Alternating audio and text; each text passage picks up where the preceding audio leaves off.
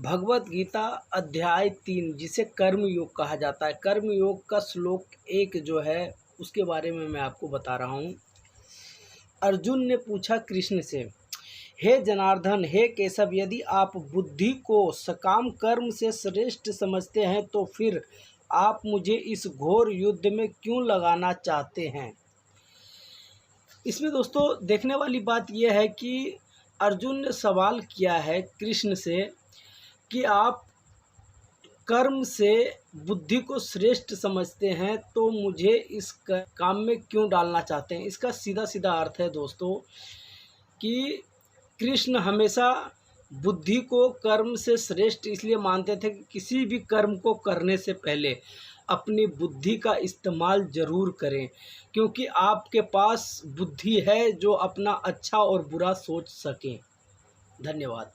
भगवत गीता अध्याय 3 कर्म योग श्लोक 2 जिसमें अर्जुन कृष्ण से कह रहे हैं, आपके व्यामिश्रित अनेका अर्थ उपदेशों से मेरी बुद्धि मोहित हो गई है, अतः कृपा करके निश्चय पूर्वक मुझे बताएं कि इनमें से मेरे लिए सर्वाधिक श्रेयस्कर क्या होगा। यानी कि जब कृष्ण ने ऐसी बातें कहीं, जैसे जिसे आज के टाइम पे कहा जाता है डबल मीनिंग बातें कही जाती हैं, तो ऐसी बातें कहीं जिसके कई मतलब निकलता था, तो उसमें अचंभित हो गया, थोड़ा सा उसे समझ में नहीं आया।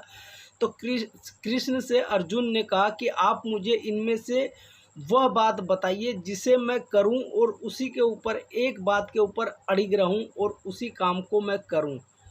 ये बताता है कर्मयोग का श्लोक 2। भगवत गीता अध्याय 3 कर्म योग श्लोक नंबर 3। इसमें कृष्ण कहते हैं अर्जुन से, हे निष्पाप अर्जुन, मैं पहले ही बता चुका हूँ कि आत्म साक्षात्कार का प्रयत्न करने वाले 2 प्रकार के पुरुष होते हैं। कुछ इसे ज्ञान योग द्वारा समझने का प्रयत्न करते हैं तो कुछ भक्तिमय सेवा के द्वारा। अब इसमें इन्होंने बताया कि आत्म साक्षात्कार करने का 2 रास्ते, एक तो आपको योग बताया गया है और दूसरा जो है भक्ति। योग में पता ही है आप किस तरीके से आप कर सकते हैं। योग में आपको जो है माइंड बहुत ही जो है शार्प रखना होता है और सभी सोचों से अलग रहना पड़ता है। और दूसरा है भक्ति। भक्ति में जो आपका इच्छा करे करते जाइए भक्ति। अगर आपको समझ में आ गया तो बहुत अच्छी बात है, वरना